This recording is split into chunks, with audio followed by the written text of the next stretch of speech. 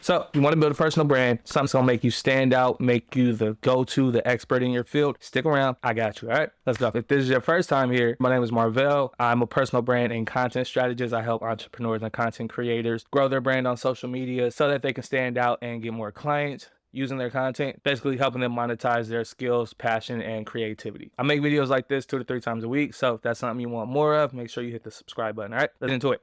Like Busta Rhymes with the hands in the V, with the flip mode. Anyway, I got 5 tips. 1, 2, 3, 4, 5. 5 tips that are gonna help you build a very strong personal brand in 2024. All right, but yeah, let's get into it. So real quick, I didn't even know I was building a personal brand. Somebody had to tell me. I was at a game night with all my friends. I want to say it's 2020, maybe 2019, 2020.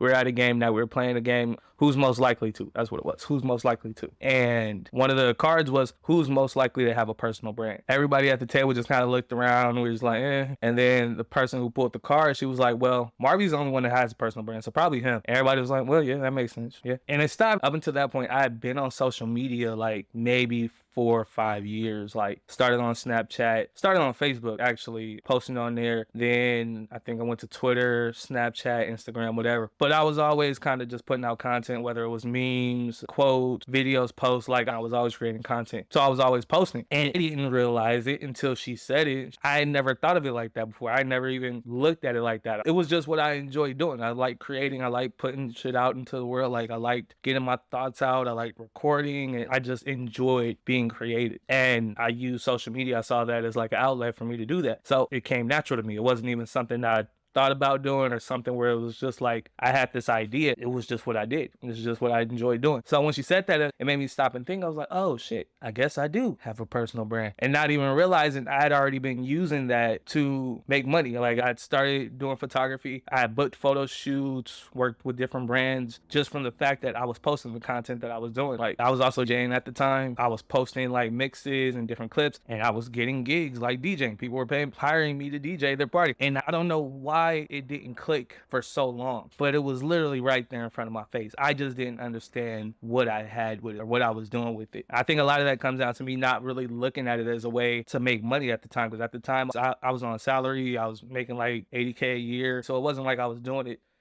to make money. It was just something that I really enjoyed doing. It was a nice little side hustle, a way to have some extra money. So I was like, yeah, cool. Like it was really just something I enjoyed doing. So when she said that, it kind of shifted my perspective on how I use social media and how I started to approach it. And as I continued to grow and continue to put out more content and kind of figure out what lane I was going down, it really opened my eyes to see the power that comes with having a strong personal brand, being somebody that shows up consistently for their audience, somebody that puts out content that inspires and motivates people and entertains people, and building kind of like this community, this ecosystem of followers and fans that really just enjoy you and want to support you no matter what you're doing, whether that's funding a passion project, supporting a launch of a clothing brand. Like there's so many different things you can do with it, and that it really just opened my eyes to the power that comes with this and the power that literally everybody has at their fingertips with a cell phone and social media. Like just seeing how powerful it is and what you can do. And that shit is crazy. That is the wildest shit. So with that comes the idea of a personal brand. And basically with a personal brand, if you think about how big corporations, Pepsi, Doritos, McDonald's, like all these big corporations, they partner with celebrities, right? They partner with celebrities. And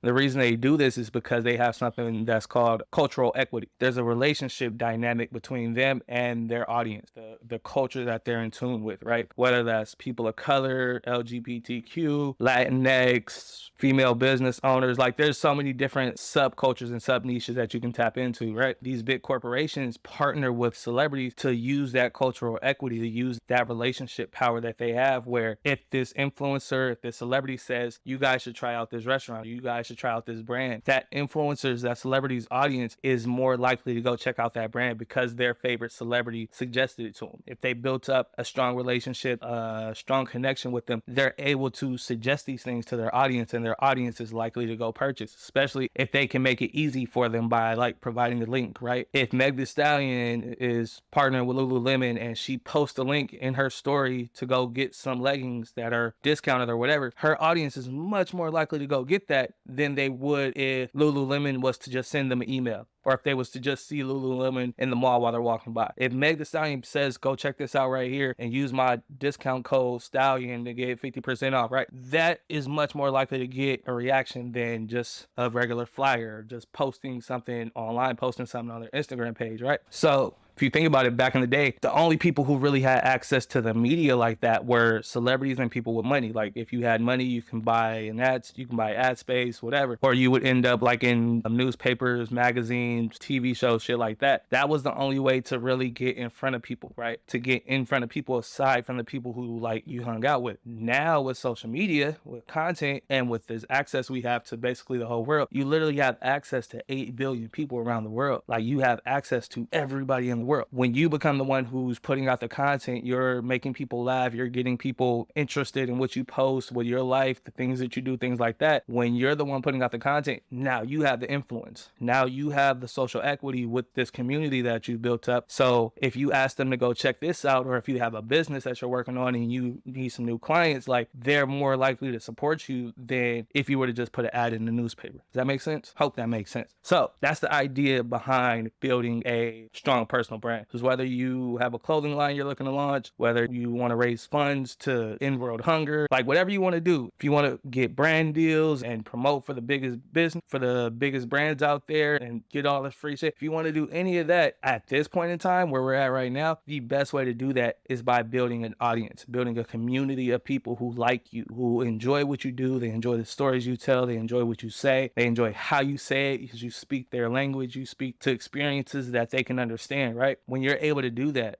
you now have this kind of cachet, this reserve of people who they're just waiting. They're just waiting for you to suggest something, waiting for you to promote something, waiting for you to sell something. They already enjoy you. They're already here. They enjoy what you do. They enjoy consuming your content. Now it's just a matter of putting something in front of them that they'll enjoy or that they might like, that's not going to alienate them and is still going to resonate with. So in order to get there, you're going to need to do 5 things, right? No matter what you're looking to do, what venture you're trying to back, what passion project you're trying to work on, it's nice to have support. It's nice to have people where you know when you finish, you can put this in front of them and somebody's more than likely going to support you just because they support you no matter what you do, right? So in order to do that, there's 5 things you need to do, all right? I got 5 tips for if you're building your personal brand, all right? So first thing you're going to want to do is you're going to need to set goals. I know this sounds like very elementary, like first day of job type shit, but there's a reason they do that. This didn't click for me until like within like maybe the past couple years when I realized I actually set a goal for myself and then I accomplished it. And it was something I worked towards and continuously worked towards, and I was able to accomplish that. And when I realized I accomplished it, it was a big sense of like satisfaction and relief that came with it. And it also, which was nice, it felt really good just to see like, oh shit, I really accomplished something I put my mind to. I said I wanted to do this and I did it. That was dope. But more than anything, what it did is that it gave me a run. It gave me a map. It gave me a guide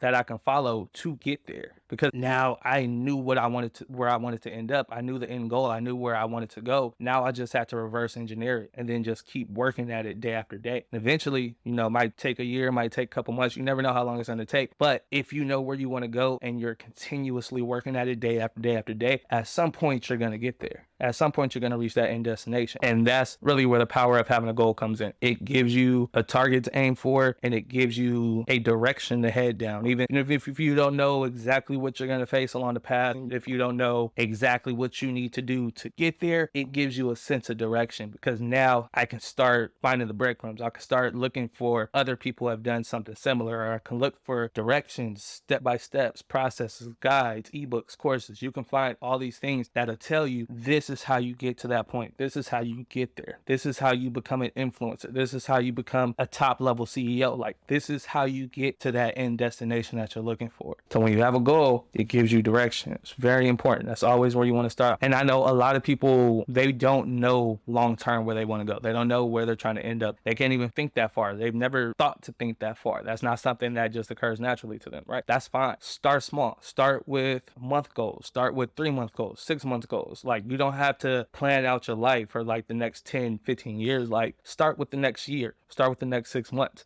And just give yourself a target that you want to hit. It can be anything from losing a certain amount of weight to growing a certain amount of followers to putting out a certain amount of content, making a certain amount of money. Whatever it is, give yourself a goal and then give yourself an action plan for reaching that goal, and just work at it every day. Literally wake up every day, write down 3 things that you want to do to move yourself towards that direction, and then work on those things. That's really all it is. At the end of the day, figure out what you got done and what you didn't get done. Do it again the next step. Just keep doing it over and over and over. When you can consistently do that, you'll start to see things put into place, and you'll start to see stuff like literally building in front of your face. It's crazy as shit, but don't sleep on the power of having goals. All right, very important. So after you have your goals, you're going to want to choose a niche. And for somebody who's multi-passionate, that's one of the biggest issues I see with a lot of people, is that they're multi-passionate. They have all these things that they're interested in. This can be a really big burden for you because you don't want to close yourself off. You don't want to limit parts of yourself. That's what you hear when people say, oh, you need to niche down. You need to niche down. It's like, you need to not talk about this, and you need to not talk about this. Even though you really enjoy those things and those really bring you joy, don't talk about them because it's going to confuse people and it's going to cloud there. We're not listening to that. So I think one of the benefits that comes with a personal brand, because if you think about, like, if you ever go to an Instagram of a corporation, like a big business, especially one that's not super in the mainstream media, like a Pepsi or Doritos, stuff like that. If you go to any company like that just has an Instagram page, if you go look at their page, it's really fucking boring.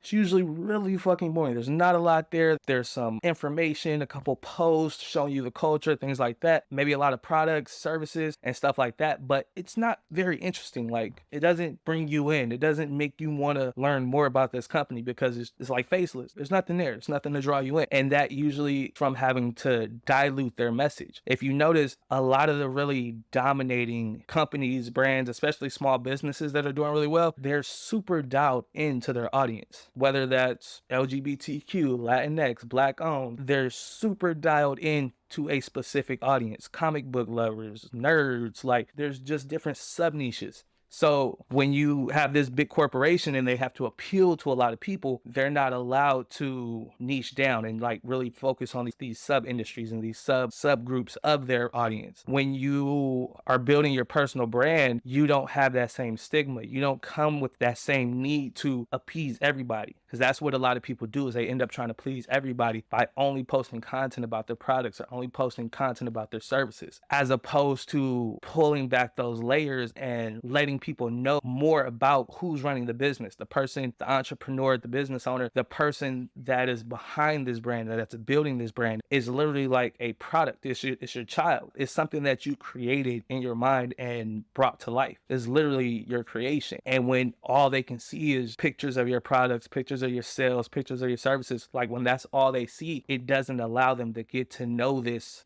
new entity, this new being, this new thing. It's only a business. So when you're able to infuse yourself into the brand, you start posting more about what you like, things you enjoy, your day-to-day life, things you're passionate about. When you combine that with your skills, the things that you might be selling or your services, or if you're an influencer, maybe it's beauty, maybe you're super into beauty or story times, like Get Ready With Me. Like when you're able to intertwine those and make it into like one big cohesive person, I understand. I feel this brand fills me.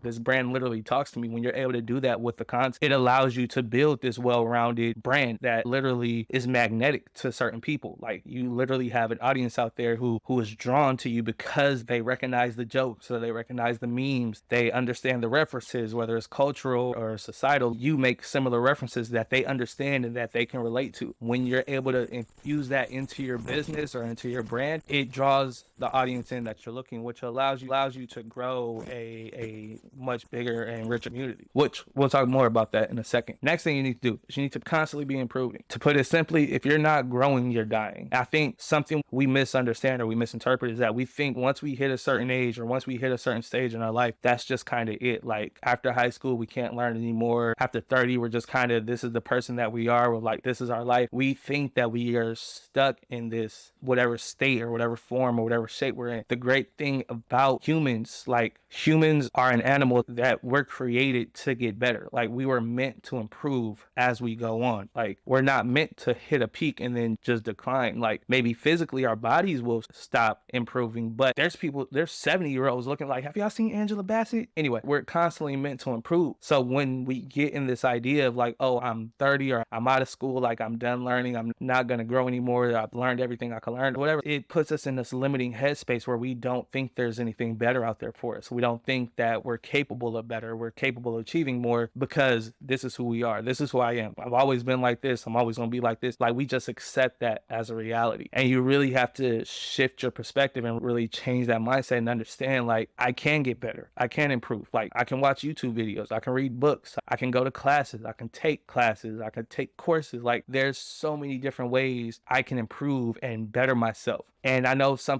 to be some people who say, I don't want to spend that much time, or like, that takes too much time. I don't care about that. But if you look at the opposite of it, what are you doing with your time? Like, you're going out to the bar, seeing the same people, doing the same things every week? Are you binge watching like for hours, scrolling for hours, just letting the day go by and like not really doing anything to expand your mind or expand your consciousness? Like, you have to audit what you consume and how you spend your time. Those are two of the biggest things. Like, our two most limited resources are our time and our energy. We don't get any more time back and we don't get any more energy back. So we have to really audit. We're choosing to invest our time, where we're choosing to say, this is worthy of the time I'm going to give it. Is it TV? Is it Netflix? Is it smoking? Like, where are you investing all of your time and energy that you don't have it to improve yourself and get better? Because once you're able to shift and be like, okay, this isn't a priority. This isn't helping me achieve my goals. Remember, we got goals now. We set goals. This isn't helping me reach that goal in any way. I need to limit the amount of time I'm putting here and put more time in this area. It doesn't have to be like 5 hours, 6 hours. Like, an hour a day can do wonders for when you're just getting started. Learning tricks, learning new skills, like posting on Instagram, editing videos, social media, content creation. Like, learning those skills is an invaluable skill to have. Like, those skills can literally change your life. Just learning those skills, and all you got to do is watch a couple YouTube videos and then just practice. That's really all it comes down to: learning something, doing something, applying something. Just keep doing it. Just learn new shit and apply it. And if you want to be a creator and build your brand and build your personal brand, that brings me to my next point, which is document the journey. People get really bogged down thinking, how do I create content? I don't know what to create. I'm not creative. I don't understand the tech, like whatever. All of that is just excuses. Just really what you're saying is, I don't know how to get this out in a way that I'm comfortable with. I feel like I have to do it that way. I feel like I have to get on video. I have to get on Instagram. I have to be on social media. There's a lot of different ways to put yourself out there. You can write. Some people don't want to be on camera. Some people aren't comfortable with their voice. You can write. That there's people making millions of dollars every month just from writing content on Twitter, writing on LinkedIn, networking with people, and putting a product in front of them. Don't feel like you have to be on video. Do I suggest video? Absolutely, because it builds the best connection, and because you can flip it and use it in so many different ways. You can take the audio, turn it into a podcast. You can take the transcript and turn it into a blog and newsletters and into tweets. Like, video is the most versatile, but it's not the only way. There's ways to build up. There's ways to do content and build a brand just from writing, just from being a writer, being known for your thoughts and your insights and your advice and tips. Like, there's different ways to do it. Regardless of how you do it, you should be documenting the journey. So that's what people love to see. People love to see the story. They love to see the growth. They love to see the struggles, the trials, the tribulations. Like, they want to see you make it. They get invested into the story. They get invested in you, and they get invested in seeing you succeed. So by documenting the journey and putting it out there for people to consume and critique and have thoughts about and use for insight and learn from it and be inspired by and be motivated by, it starts to attract that audience of people who may be on that similar path, or maybe want to do something similar to you, or who see themselves in you and have a similar background or a similar story, and they just need to see somebody who's doing it, who's working at it to inspire them to do it. It becomes a very selfless, how can I serve the world type situation. And even if you're not completely altruistic, even though I feel like when you're an entrepreneur, you're building this, the best way to do it is by serving and being selfless and an audience. But even if you're not truly like completely altruistic and doing it for the greater good of the people, is very beneficial. It's very financially beneficial to be able to build an audience of people and ask them to support a project or ask them to buy something. Like, that's a very powerful skill to have. Which brings me to my last point: build up a community. Build up. Don't just look at, when I was first getting started in coaching and asking entrepreneurs like how they went about their system for keeping people buying again, getting people to buy from them again. Most people told me that once somebody bought from them, once they went through and bought a product, that was just it. They were done. Like, they might refer some people, but that was the extent of their relationship. But it's much easier to get somebody to buy from you again than it is to get somebody new to buy from you. If you have to get somebody new to buy from you, you have to worry about marketing, you have to worry about branding, you have to get in front of their face, convince them to stop paying attention to what they're paying attention to pay attention to you. That's way harder than to get somebody who's already bought from you to buy from you again. And then getting them to tell their friends or tell somebody to leave you a review or a referral and get somebody else close to them to buy from you. That's a lot easier than going to get somebody new. So when you can build up this community that you're continuously serving, you're continuously providing them value, whether it's putting out content, suggesting different products, doing product reviews, entertaining them with stories, like finding a way for them to help them distract from their life and improve by watching you or by consuming your content. When you're able to do that, you start to build this really, really powerful community of people who just genuinely enjoy you for you. And that's really powerful. That's the best way you want to go about trying to build your personal brand, by being a servant. You serve your audience. And whether you're a business owner, you're an influencer, trying to build your personal brand, regardless of how you do it or regardless of your reasoning for doing it, at the end of the day, it's about serving the people who are consuming your content, not using them as a tool to get money, but being of value and service to them to the point where they're willing to pay you because you provided them so much value and service. People have that kind of backwards. They're like, oh, let me get this audience so that they can pay me, when it's really like, let me put out this value and help as many people as I can. And when I'm ready to put out a product, when I'm ready to launch something, when I'm ready to start this passion project, I already have all these people who they love me, they know me, they like me, they love everything I do. Now, when I put this out, they're going to be right there ready to support me with this next thing that I'm working on. So never take for granted your audience and your community. So one thing I see a lot of people is they'll grow a brand or they'll grow their business, and then they'll get people in the comments asking them questions, looking for help, needing advice, needing a tip. They just don't respond, but they're posting every single day. They're liking comments, but they're not responding. They're not helping their people. And that's horrible for customer service. That's horrible for community building. It's horrible for long-term longevity of a brand. So just remember that. So 5 was a 5. We set goals, right? Got to set goals. Make sure we have something we're aiming for. Got to niche down. You got to find your audience. Get very clear on who you want to talk to, who those people that relate to what you do, what you like, and what you're interested in, but also might need something or might be interested in something that you will provide, right? Got to be constantly improving, constantly getting better, always looking to better yourself. Because as long as you're bettering yourself, it's going to give people a reason to come along and watch you on that journey. Because if you're not getting better, if you're stagnant, why am I watching you? If you're just standing still, why am I watching you? Always be growing. Document the journey. Keep track of stuff. Whether it's writing it down, getting little clips, videos, pictures, whatever it is. Even if you're not putting it out right away, keep track of the journey for your own records, for when you decide you want to put it out, for when you decide you want to feed it together in a book or a video or a course, whatever it is. Keep track of the journey. Keep track of what you went through, the issues you faced, the problems you overcame, the stuff you figured out. Keep track of all that shit. And then tell people about it. That's how you build a community of people who love you, people who enjoy you, who enjoy what you do. They like the way you talk. They're interested. They want to see you grow. They want to see you succeed. That's how you build a great person in 2024. All right. So yeah, that's the strategy I'm going to be using. Let me know if you're going to be using it too. Tell me in the comments, are you trying to grow your personal brand? And what's the reason? Why are you trying to grow your personal brand? Let me know in the comments. All right. That's all I got for y'all. Make sure y'all come back on the next episode. Let me know what y'all want to learn more about. Follow, like, subscribe, all that, all the shit. I'll see you in the next one.